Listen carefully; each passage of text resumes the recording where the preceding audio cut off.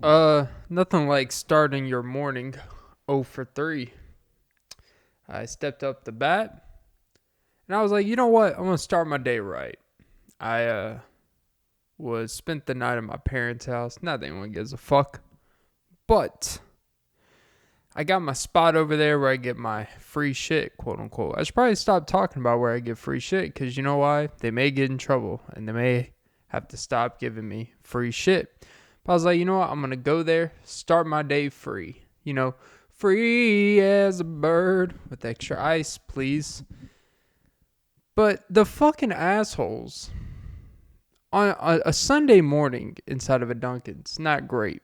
But I walk in there and it's just a clusterfuck of people who don't know how to form a line. Stop getting items in bulk at a place where they are not equipped to give you certain items in bulk. But, so I was like, fuck it. Went to the drive-thru and I was like, maybe I'll still get my connection. They were not in the mood. Went to the window. Weeply pull out my credit card. And then she swiped it. More like chipped it. Because, I'm single as a Pringle. Even though I've never understood that saying. Because how are you single as a Pringle when you can't buy Pringles in singles? You can't buy singular chip. You can't even buy them in singular bags. They always come in these cans. And you know what's in these cans? A lot of fucking Pringles. Overpriced at that. But anyways. Pizza. And segues like, all right, 0 for 1. I had 3 things on my to-do list. Number 2, go pick up the tax refund. Well, go pick up a W-2 so I can finally do it. So guess what I do? I go back to the old job. Always a weird thing. When you walk in, you don't know what to expect. You expect like, oh my God, it's Clint. Oh my God. Or it's your band. And I got the first one. Not really, but it's always nice to get a compliment from the ladies. Like, wow, you look like you look thin. And I'm like, yeah. And you look like a thin mint for my Girl Scout. Okay. And I've been scouting you, girl. And let me eat your cookie. Okay. There's a Samoan where that came from. Okay. I'll just tag along to the next thing. But guess what? I got my W-2. Cool. Bounce out there. 1 for 2. I was like, you know what? Now for the big finale. I'm going to drive all the way 40 minutes away. Because I am going to get this mic stand fixed. I'm going to figure out what the fuck is wrong with it. So I can finally have these guests that I've been promising you guys. So I went there. I even brought my shit in the trunk just in case. Just in case they're like, hey, pop the trunk. We'll put it together for you. But guess what? Because I got strongly recommended to Microcenter. Never been there. Always heard about it from one individual who's basically like a walking sponsor. He might as well be one of those fucking Ubers with the advertisement that says, go to Microcenter. You get there, and it's basically an upscale Big Lots of electronics. They actually have a pretty cool section. A lot of shit. But, so I go in there. The displays are amazing. Not fancy, but there's a lot of adapters, audio mix. Like, wow, this is basically like all the shit that I don't know. It's right here and simplified. But you know what they didn't have a lot of? And it was a sign like, oh shit, I feel like I'm going to have trouble again. They didn't have a lot of mic stands in stock, which I wasn't there to buy a mic stand. But if you don't have mic stands in stock, the employees are never going to really be asked questions about mic stands because they're going to go to default and say, hey, sorry, we don't have any. And they're like, all right, I'll just go online and buy it, like me. And then you get fucked in the ass, but it's cool. Anyways, so I go in there. An employee comes up to me. Kind of looks like a Zach Wilde. And and then I enter into my darkest day. Jesus.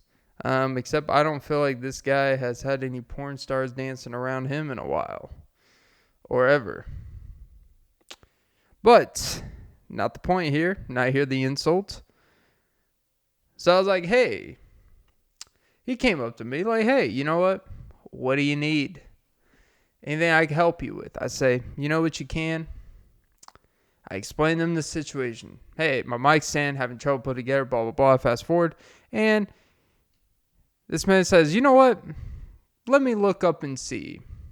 He's like, is this the setup? I was like, yes, this is the full exact thing. I was like, okay, he's pulling up the full exact item that I bought, so maybe he could break down what I'm missing. I was like, you know what? Finally, the boy's getting some help. And he's like, okay, so you trying to buy it today? And I'm like, well, no, I already bought the thing. I'm trying to figure out, is there a part missing or am I a fucking idiot? One reference says, I'm missing something. So do you think I'm missing something or am I a fucking idiot? And I explained to him, hey, you know, this thing is not boom, boom, boom. And he's like, yeah, I don't know. Maybe a part's missing. I was like, well, can you look up some individual parts? I look at electronics like a car. You know what? You don't need to buy a whole new car every time a small little problem or a medium problem or a big problem. If it's reasonable to fix it, where if you're not going to spend enough money, if you could spend enough money where it would actually not be cheaper to buy another car, then let's just get the part fixed. I swallowed the $10 part. Cool. And he said, oh, well, they don't really sell these in parts. You kind of just have to buy the whole thing. And I first said bullshit because when I looked at videos to buy this shit, it literally said, hey, you have two options. You can buy it all in one fucking set or you can buy all the fucking parts separate. Whatever works for you. If you want it custom made and all this shit. It's basically like a salvage yard or like a junkyard. I can just look for the specific part I need. You know what? If I just need to put in a brand smart internal radio in my 2002 Expedition, you know what? I could probably just go to a junkyard and find some for a decent price. You know what you don't have to do? Buy a whole new fucking Jeep. So that was kind of my mindset. But boy, was I wrong. And it shows my inept in all this shit. Maybe it's a sign from God like, hey, Clint, I appreciate the effort. You're just not built for this. You're not cut out for this. When I cut you out of these tangrams, when I cut you out, you were not cut from this sleeve. All right? And now you should sleeve. Okay. And then I pulled my up and said, you know what? Fuck it. Anyways, so I was like, hey, man. Would you have any idea? You kind of work at a electronic spot. I assume you know cameras. Cool. You know what cameras go on? The shit I'm asking you about. I know I'm not the only person in this busy ass fucking place with 18 employees. I know I'm not the only person today that's going to ask about a mic stand. All right? So get up on your knowledge as someone who has none of it.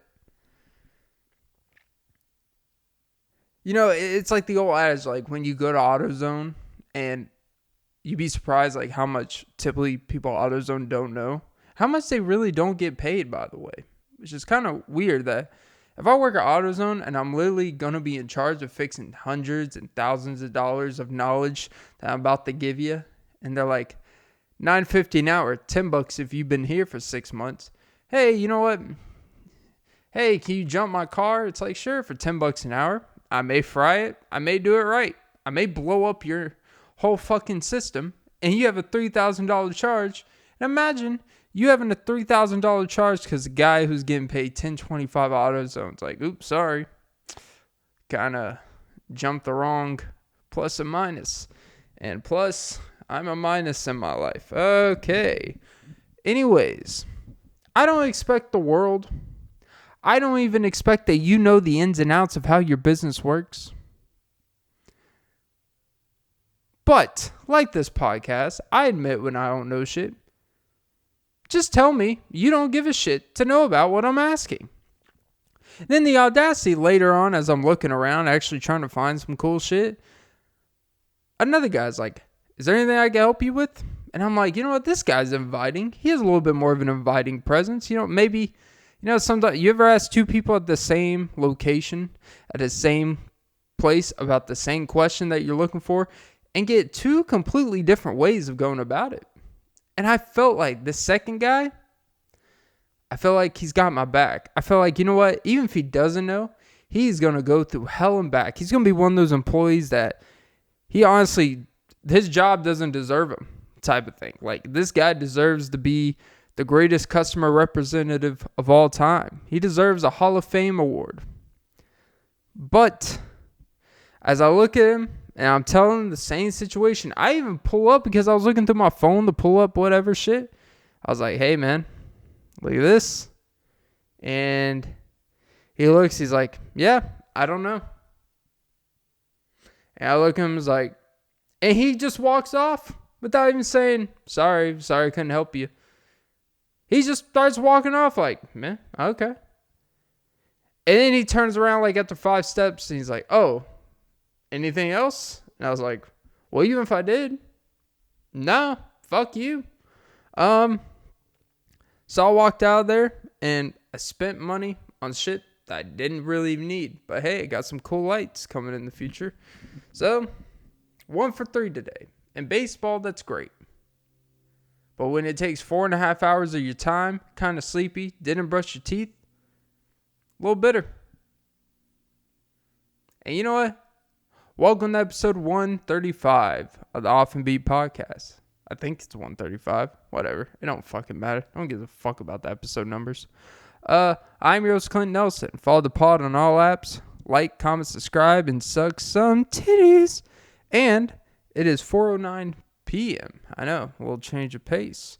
Recording one before the J-O-B, the giant over. I'm a fucking idiot. That's a G. All right, let me change it up. The J-O-B, the jiggly over booty pod. Recording this April 10th, 2022. And, yeah.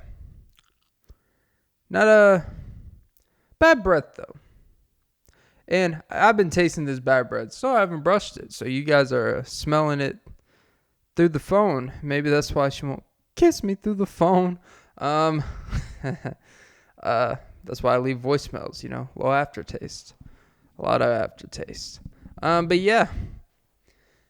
How do you know, they always say, like, you don't know when you have bad breath.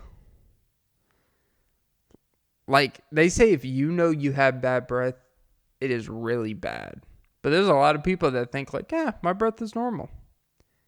And it's not. I don't know if I'm one of those people. I've never been told I have bad breath.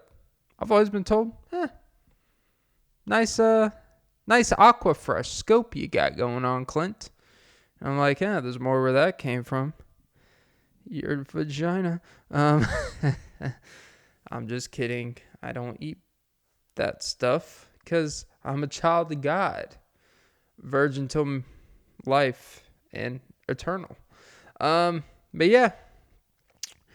It's, by the way, well, I don't know if shout out's the correct term, but rest in peace to Dwayne Haskins for walking across interstates.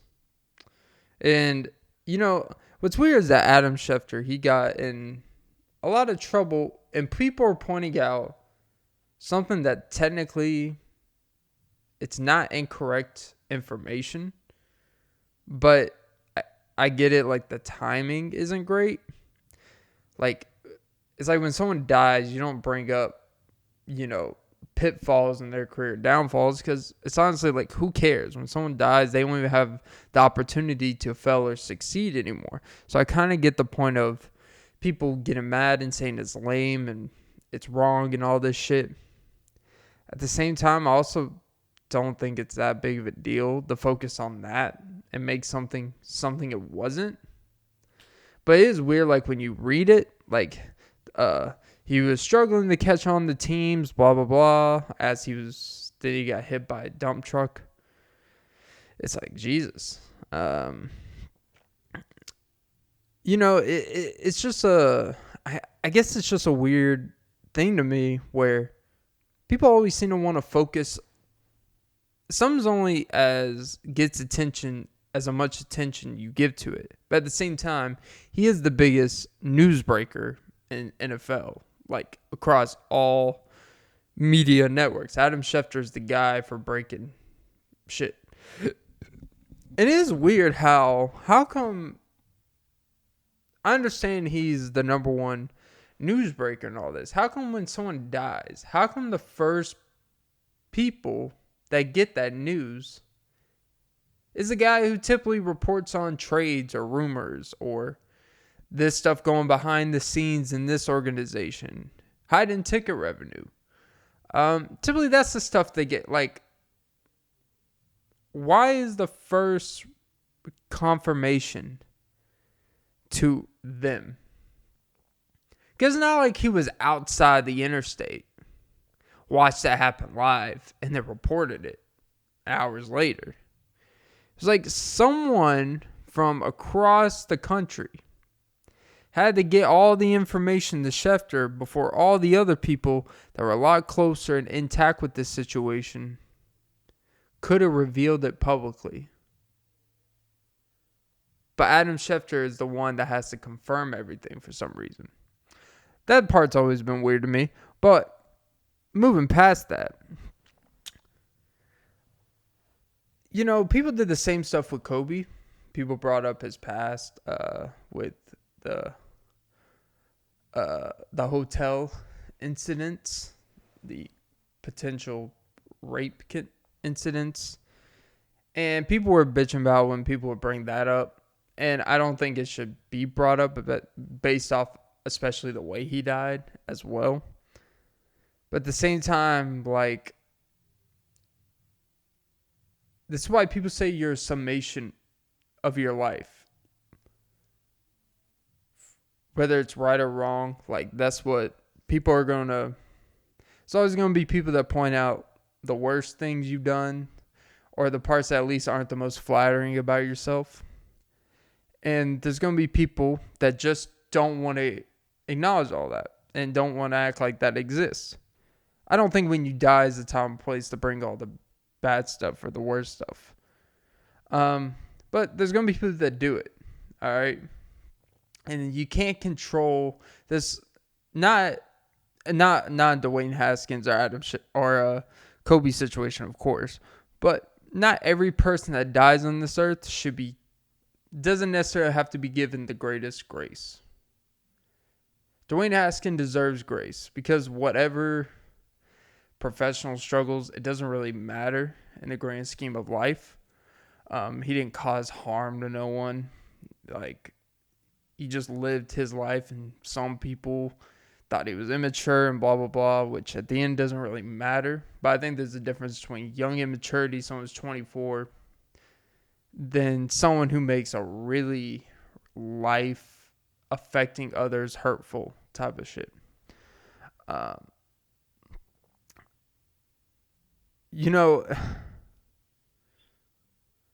Maybe not the day of, but it's always going to factor in your resume. That's why people say stuff sticks with you, for better or worse. I just don't, I don't know. The situation is weird by itself. Because regardless of what you think, we don't know why he was walking on the interstate. Why he's walking across traffic late at night. Because it was like late night, very early morning. So it's really dark outside. And, that time of night, cars are just flying on interstates. Like, people aren't really paying attention. You're probably going to have some drunk people on Saturday. Like, you're going to have people that are in different states of mind, not really paying attention. Things like he pulled over and then, for whatever reason, started walking across the interstate. I don't want to speculate on why, because it's going to be really hard to speculate why. Me personally, I I don't think he just like got out of his car and then a truck just hit him. The way they're like he was walking across traffic, walking across interstate. I'm not saying he was suicidal or nothing like that because I don't think it's the time and place for that. And even if he was, it doesn't really matter because the result is the result.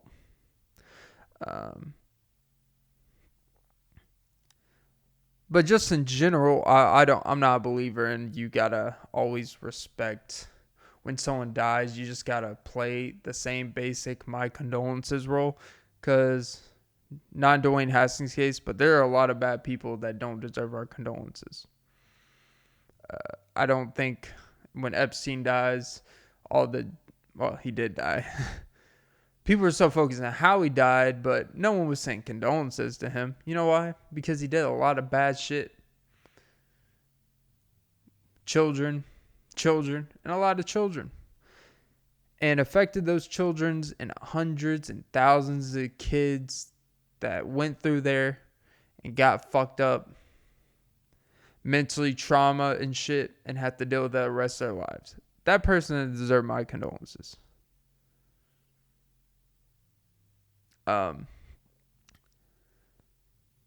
But people always say no matter, like I remember I saw a comment that said no matter who it is or what it is, regardless of what your personal feelings, you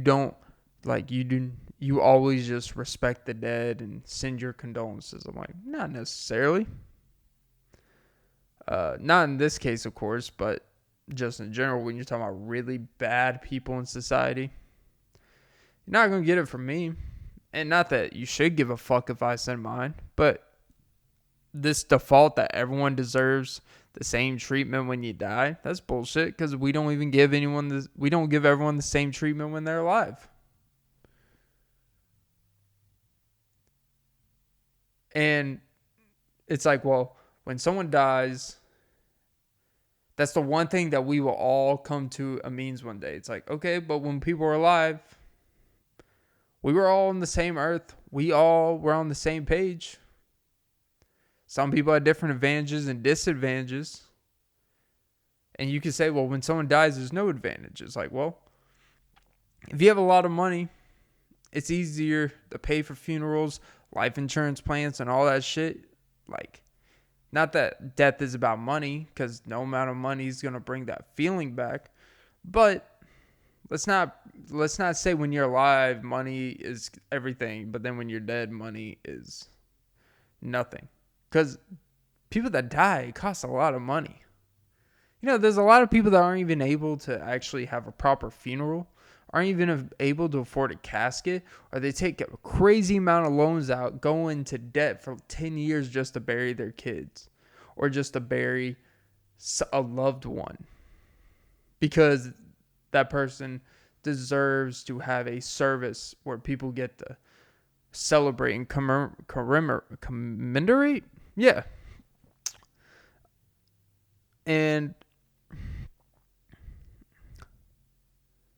there's a lot of people that go in a lot of debt for that shit. We don't talk about that enough. People will take out loans. People will go in crazy debt to do that stuff. And when they were alive, a lot of people weren't really checking up on them. They weren't really doing this, doing that. But then when they're dead, they want to act like they did their part. They filled a quota by doing their condolences. And I guess it's kind of like if you want to transition to a less serious thing, and I think I talked about a lot the previous pod, but I really think it kind of connects in this situation.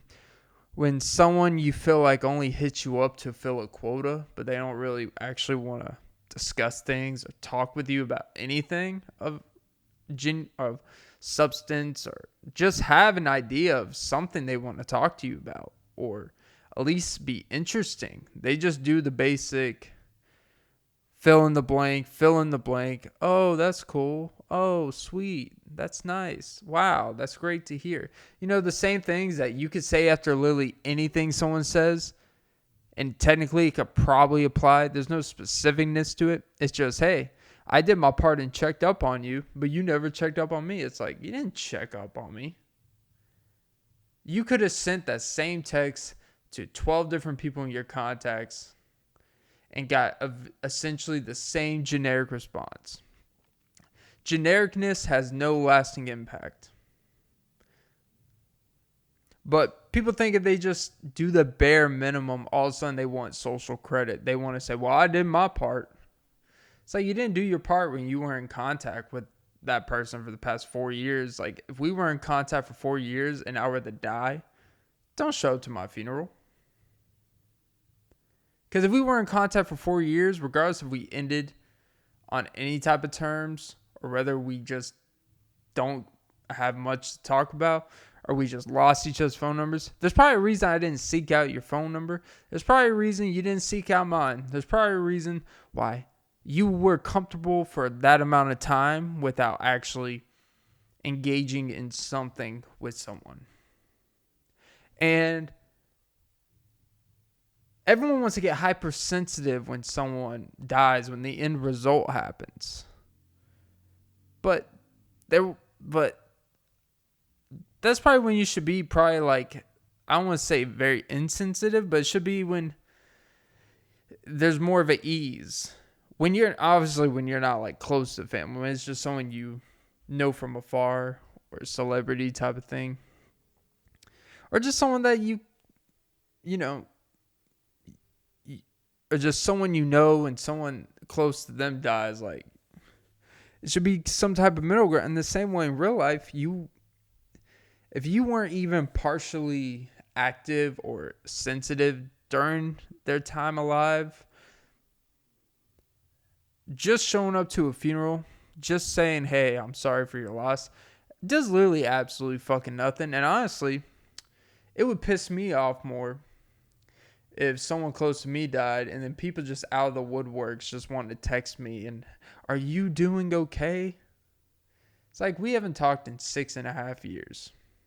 Let's keep it that way. Let's make it 7. 7 years strong, baby. 7-year itch. And I don't have an itch to talk to you. And it's I think situations like this really expose that people that become the most hypersensitive about how people react to things are the exact people that feel like just because they follow this basic quota in society we kind of accept as a standard of my condolences type of thing. One, it does absolutely fucking nothing. I've mentioned that before. But secondly, you really think that what you're doing is more the genuine way.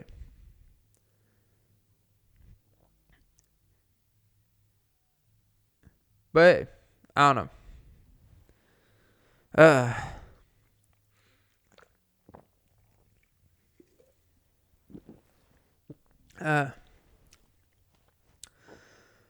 Oh, man.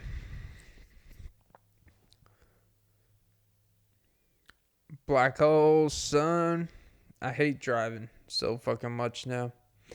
I'm not one of these people that criticize people on how they drive. I'm really not. One thing I will say, I find it fascinating that people hold on to a way you were. Guys, this pod's getting way too fucking like in depth and so introspective. It's like, I think I'm just speaking for the common, and I'm commonly a fucking idiot. It's funny how when people want to hold, the thing about it is like when you meet someone at a younger age, is that first impression and how they first impressionize you, that becomes a reference point to everything. So even when you have, as the ladies say, level up, when you have just leveled up in your life and you've done fine for yourself, nothing fancy, but I have a gaming chair that squeaks, kind of like a Wheezy on Toy Story. But Buzz, it's funny how like when you just like kind of do okay, they always want to like remind you, like, remember when you didn't have this? Remember this? Remember when you didn't have this? It's like, yeah, And you know how long it's been since I haven't had that? A long fucking time. It's been longer that I've had that stuff than the time that you're referring when I didn't have it. Things change. But it's weird how they always want, like, there's this weird, like, I always got to remind you and humble you of what you didn't have. It's like, yeah, okay. And I do think that there's this thing and I think, Jesus, here we go, talking about Jada. Oh, Jada. I do think there are people out here, and I think it goes on both sides. This isn't just a woman-specific thing. But I think Jada is a prime recent example of someone who gets a kick out of trying to humble, strip down, and try to really, in her situation, she's just demasculating Will at all chances. Like, all the shit she's saying now, like Jesus, do you not get the fucking hint to just shut the fuck up? And I know it's not right to tell a woman to just shut the fuck up, but in this case, sometimes you should just shut the fuck up. Sometimes people do way more talking than is necessary. You want to say, well, that's their truth. But you know, sometimes your truth is not always right. Sometimes your truth is misguided. Sometimes your truth has been tainted by your lack of truth, which is why you're in the situation of the truth. That's the thing about truth. Truth hurts. Okay, had to usher that one in there. Right, Lizzo? Let that one, damn, that's a double entendre. God damn it. Oh, baby. You remind me of a girl that I once got herpes from. Anyways. No, but it's, there are always those people that are like, remember when I did it? It's like, yeah, you know what? Do you remember the 85 things I did for you compared to the 3? And it's like, oh, you didn't have this. Remember when you were a bum? It's like, I wasn't a bum. A bum is someone that doesn't even try to get the work. A bum is someone who makes excuses for why they don't have this and that. It was just like, yeah, this is my situation. And I'm doing everything I can with my situation and then some, with extra sacrifice. That if you were in this situation, I don't feel you would have made those sacrifices. I don't think you would have gone the extra mile walking and made it happen. But there's always people that want to, it's like a way of grounding you. And I'm not even a highly egotistical guy. But when people want to try to humble me, I'll be like, oh, let's hold the phone now. I financed my car with a 6.8% APR loan. Yours is 12%, you cunt. Get your credit score up. No, I'm just kidding. But, kind of. But, it's a fascinating thing. And there's always people out here that want to just remind you where you were, what you once were. And it's not even in a playful way, like, you know, like you get, like, the term is negging when you try to basically just make someone, like, tear them down and break them down. And it's like, I was just enjoying the Southwest egg rolls. You didn't have to criticize my hair loss. It's like I'm just sitting there dipping my corn Southwest egg rolls in that zesty sauce. And she's saying, you know, your hairline's receding a little bit. And I'm like, huh. And my interest in you is as well. But it's and this conversation is not appetizing. Okay, Clint. But there's a lot of bone left on this wing. Less. Jesus. Okay. But it's always fascinating. Well, not fascinating, but I noticed that there seems to be more of a thing with that. And it seems to be more of a trained thing. Because it's this thing where I got to find a way to make you, remind you, and humble you. because you're not humble enough yourself, because you completely just had Alzheimer's and just forgot the previous 7 years of your life. But let me remind you. It's like, okay. And I think it's intimidating the people. I think it's because people think like they see you at a certain age and they make misconceptions, because most people in that typical situation don't find a way out of it, and they make excuses, and they become kind of like a slave to their own sympathy. And when you're not, and you have an ability to move on and realize not everything's that big of a deal, and your reference point is that, so even when stuff's not ideal at certain times, you're like, you know what? I could be walking 5 miles to work, and that shit really sucked. Really sucked. On a highway, nothing less. So, I have a little reference point there. I don't know. This isn't personally by any means, but, I notice a lot of, I see it enough. Like, I see it. I have my ear in the zeitgeist. I know what's going on out there. I know it's kind of a trick to kind of make someone's self-value become insecure to themselves, and it kind of festers into everything else they do. And you can kind of start manipulating. You just kind of start, ironically, becoming something to someone else that you would not want if someone else was to you. And I don't know. And it's stuff like that kind of makes me a little bit more understanding of why people are apprehensive to accept generosity, or apprehensive to let people assist or help them with things, because all they do is just hold that shit onto you. And like, if you know what, without me, if you didn't get this, you wouldn't be able to do that. It's like, all right, but I didn't make you. You did a kind thing for me, and I've done everything and then some to give it back.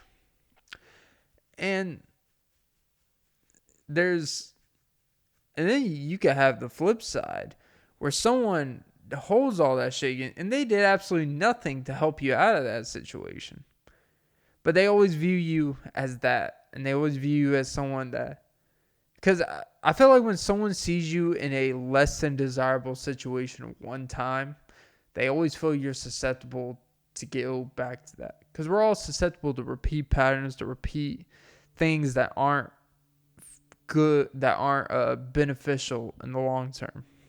And that we will always get in our own way.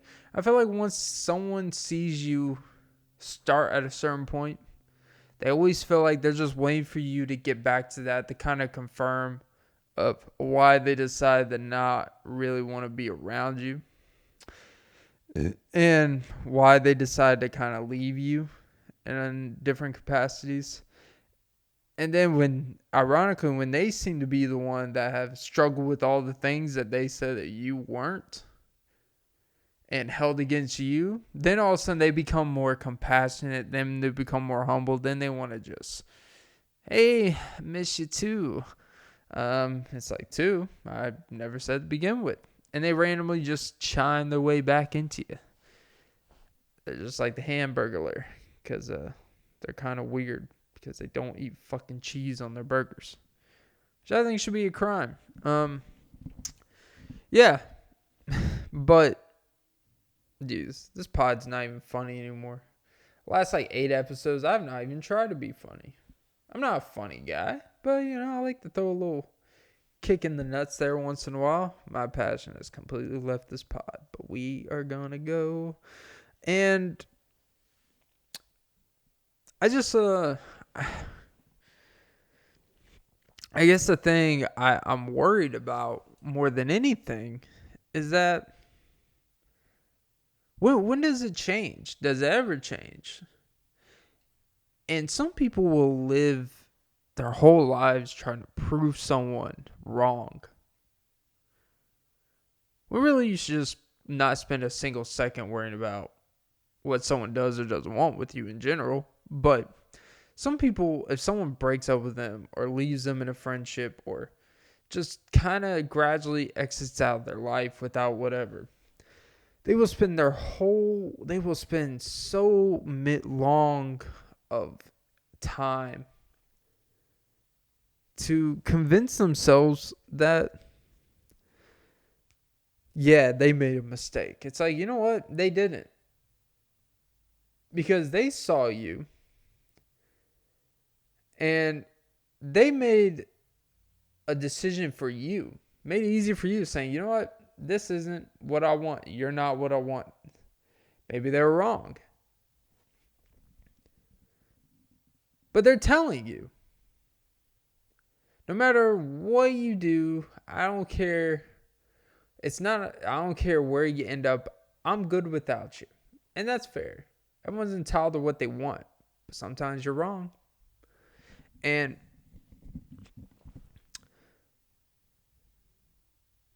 the thing is, in that the second you could spend the next 12 years getting your bread, getting some head, and getting mechanical pencils and writing with lead. And I led that one astray. But people will spend years and years of their life convincing someone, trying to prove to themselves and show the other person in distinction, like, hey, you made a mistake. Yeah, you see me now, bitch. When the second you do that and acknowledge that a reason why you are where you are is giving that person credit, all you're doing is confirming exactly why they probably left you in the first place, why they probably want nothing to do with you. The fact that you give way too many fucks about what they think about you. I know that doesn't make sense, but it does, right? But more importantly, the second you give them that validation, like, you are the reason why I'm here, even if it's out of anger, they're like, then you know what? I'm glad to contribute to your success. And then someone takes a vast percentage of credit from you of something that they had literally nothing to do with. And you let them have that opportunity. And it drives people wild. It drives people crazy when you refuse to even give them the opportunity to take credit because they had nothing to do with it. It's like that Drake line. Or is it Drake or is it the same line? It's like, just tell me that you feel something. Just don't say it's nothing, because nothing lasts forever. And it's literally the idea of you don't want to feel like you left a nothing impression on someone. You either want someone to feel anger and hate, or you want someone to feel love, admiration, and over the top. Or you will just rather someone flat out feel regret with you. But you don't want someone to feel nothing, because the idea of nothing lasts forever. So I guess the moral of all that is, who gives a fuck of anything I just said? You know what? If you want to impress a girl, bend over, let her fuck you. Because you know what? If you want to give them any adulation of your credit that you worked for, that's on you. And you deserve to get fucked in the ass. And she deserves to take half your shit while you're shitting on her. Strap on that she matched the size of her exes. Okay. I say the most random shit. People probably think like 98% of this is real. Only 90.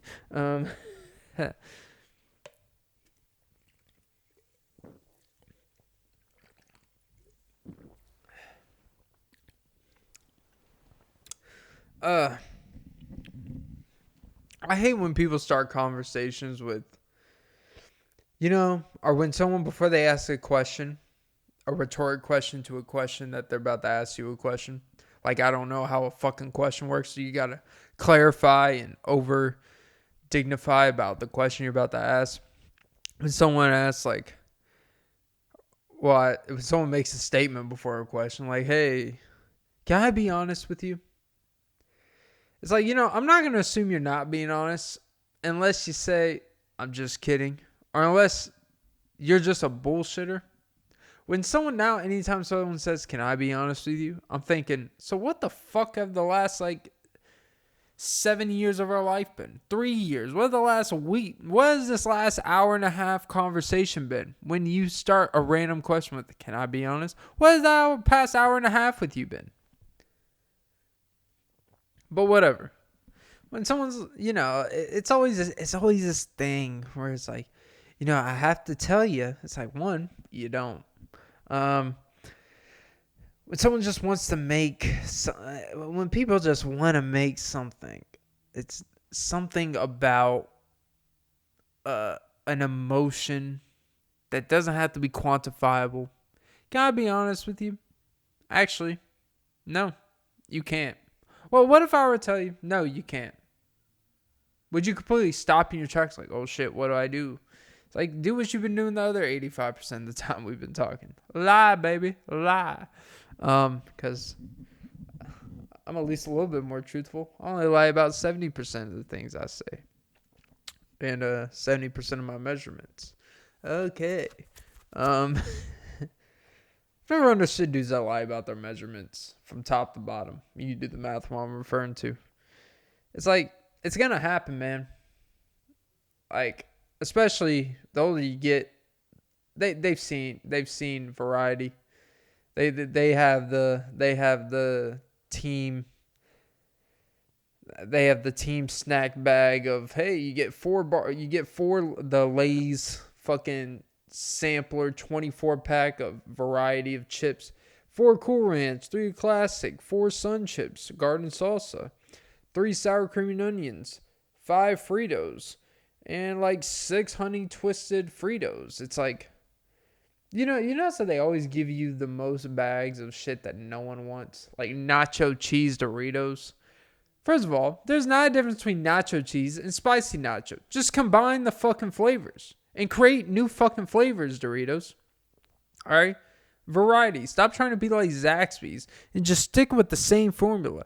Lay's, they'll have competitions where they have polls and they'll have 4 different cheeseburger chips, some dill honey mustard with jalapeno popper cream cheese chips, some weird shit like that. At least they're putting out shit.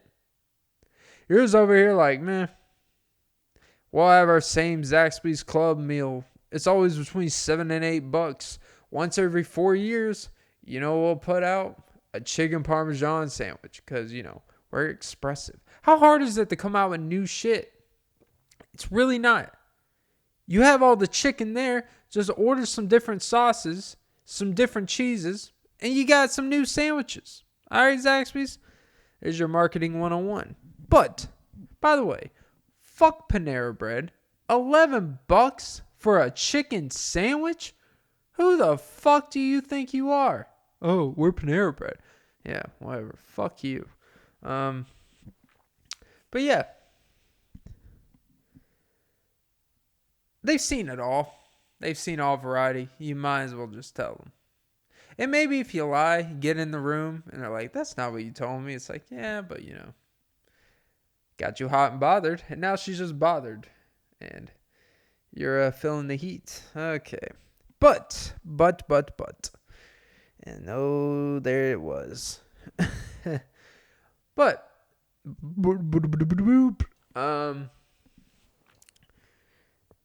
Just stop lying. It's not. To me, if you were going to lie when it's actually against you.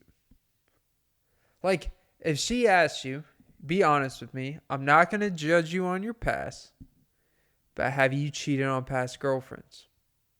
Always say, yes, I have.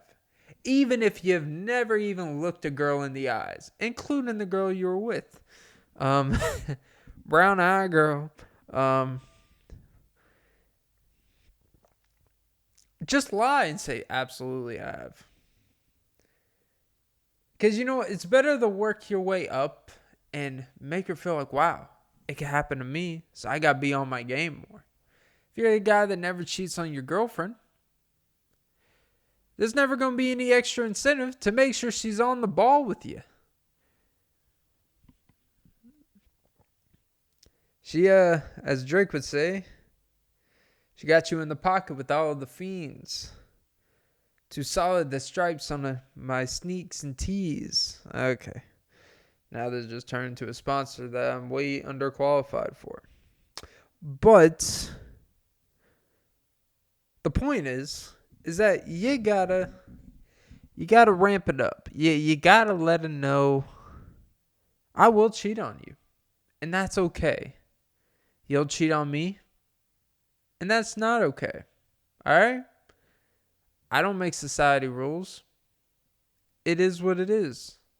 But no, look, seriously. Just tell her, you know what? Think of me like a bag of Lay's chips. It's gonna be like 60% of the air, and the 60% of the bag is air. That's what it's gonna feel like when I'm inside of you. Tell me how I'm supposed to breathe with no air. Don't worry, you're gonna have plenty of air down there. Jesus, like people listening to this podcast gonna think like I have a half an inch of a penis. As J. Cole would say, always multiply by 3. I think he was actually talking about ladies' numbers, ironically. So multiply by 3. That's still not a good number in that case. But no, look.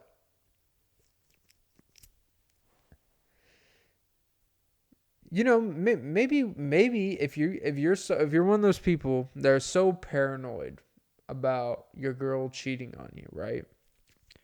Maybe every time she leaves the house, you got to put one of those cat cones on her. Yeah, look, you got to put one of those cat cones, and when she goes out and put, oh, what's wrong? Be like, just getting my spine aligned, if you get my drift. And I don't know if you're into that, but if you are, you can basically just treat her like a beer pong funnel. Just pour shit down in there. Yeah, what you going to do? You got to lick it, baby. You got to lick it. That got disgusting. But it's like, hey, man, if she finds a way with the funnel on the chin, she was going to do it anyways. If he leaves the house and you put some chastity belt and he finds a way, he was going to do it. And honestly, if you put those things on him, it's probably going to make your partner want to do it more. I don't know. I'm unqualified to speak about that shit. But one thing I'm not unqualified to speak about is air in the chip bag. All right?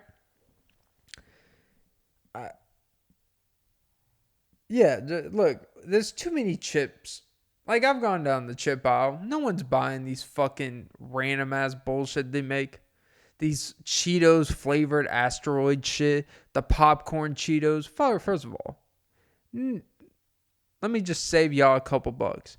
The Cheetos popcorn jalapeno cheddar is the biggest fucking waste of money ever. The Smart Food white cheddar popcorn has more pop. Has more of a better texture than this bullshit. They just put some bland ass fucking barbecue random ass rub on there. Just like, throw it in the bag. We'll charge $4 for it. But I don't know.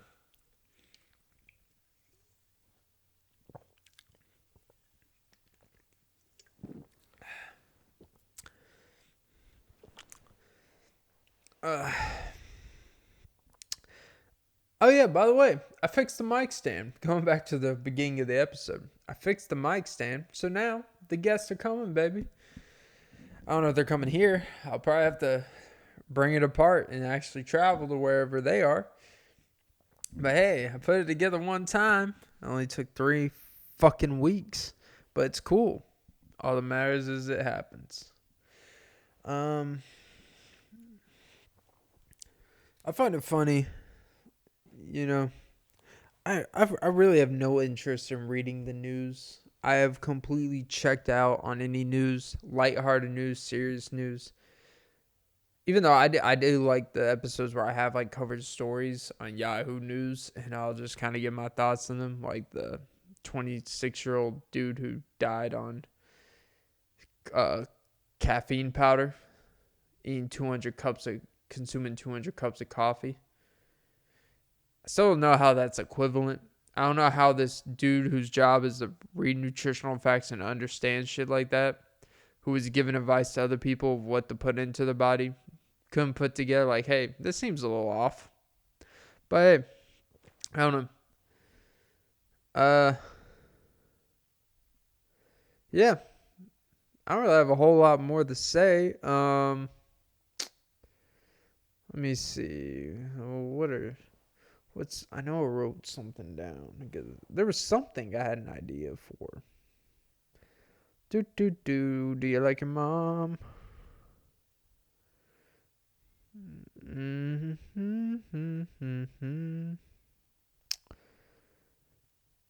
Yeah, I don't know.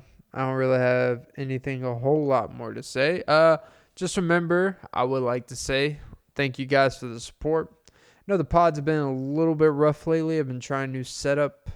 I might go back to sitting in the chair because I'm actually a little bit too relaxed where my mind isn't working the same and I'm not like as engaged. But at the same time, I kind of like this. It goes by a little bit faster. It's better than my fucking chair. I know no one's listening at this point, and that's cool. I don't blame you. I don't even listen to me. Except when it comes to knocking on my rear axle's door. And that's a Jeep Renegade joke, because, boy, the axles are really kicking.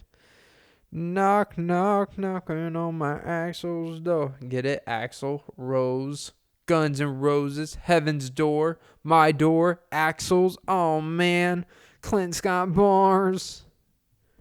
Yeah.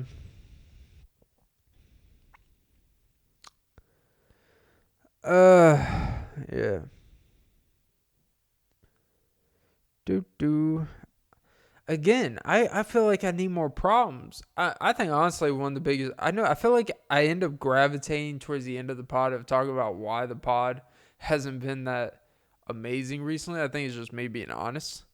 See, can I be honest with you guys? It's like, oh, Clint, look at you being everything you hate. It's like, yes, I'm a human being. I am everything I hate. I'm a contradicting piece of shit. Not really a piece of shit, but the worst part is I don't think I do shitty things. But reality is I probably do a lot of annoying and shitty things. But at least I'm aware of the fact that I probably at least do some. I don't know what they always are. But I'm probably aware. Yeah, it's probably true. That's why when someone criticizes me, I don't get mad when they criticize me. But what I do is I tell them, you sure you want to go down this road? You know, I just got like 20 things for every 3 things you have for me. Because all I do is find the faults in you. I just decide not to use it against you and make you feel bad for it. It's funny how when you have, I'm about to come off as an art. It's funny how the less actual faults you are, people want to actually focus on them and compound them for more than they actually are.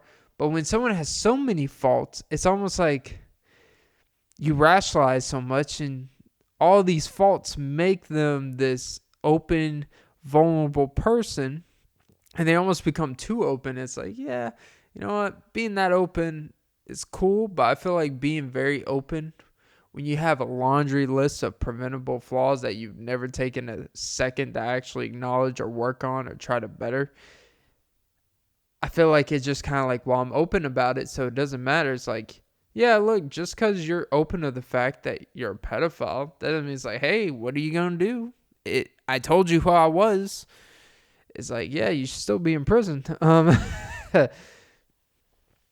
No, but like, my first instinct when someone's always very open, unasked, and they're just open just to be open. As someone who has a podcast where sometimes he opens up his broken heart, and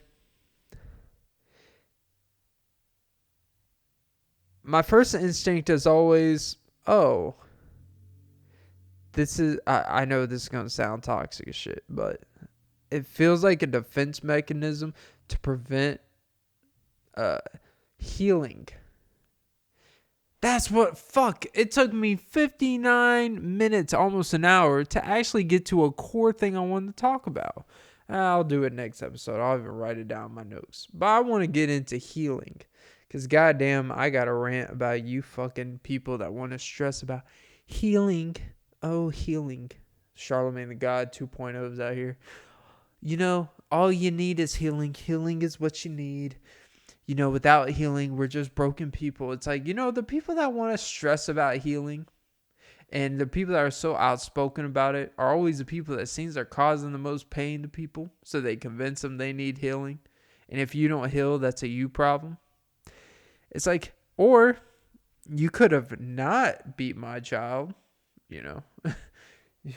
You could have not, punched me in the face when I was 6 years old. You could have not. But yeah, I'm going to hold that for the next one. Healing rant next episode. There. I'll actually have something prepared for you guys next episode. But yeah, healing. Yeah, fuck you people who always talk about healing. It's like, I got a better idea. How about you stop doing shit and stop convincing people that they need healing when in reality, you just need to prevent better behaviors so people don't have to be in healing all the time. Therapy's okay. I'm gonna stop. Clint, stop right there before you go too far, because healing is a way you become a shooting contradicting piece of shit. Okay. That's episode 135, I think, of the Off and Beat podcast. Like, comment, subscribe, follow the pod, suck some titties, and hopefully I bring the boom. Here comes the boom next episode. All right, guys, have a great day. And this is a throwaway episode. I'll probably post back. Anytime I post back to back, just know the first episode sucked. So you guys are welcome. All right, guys, have a great one.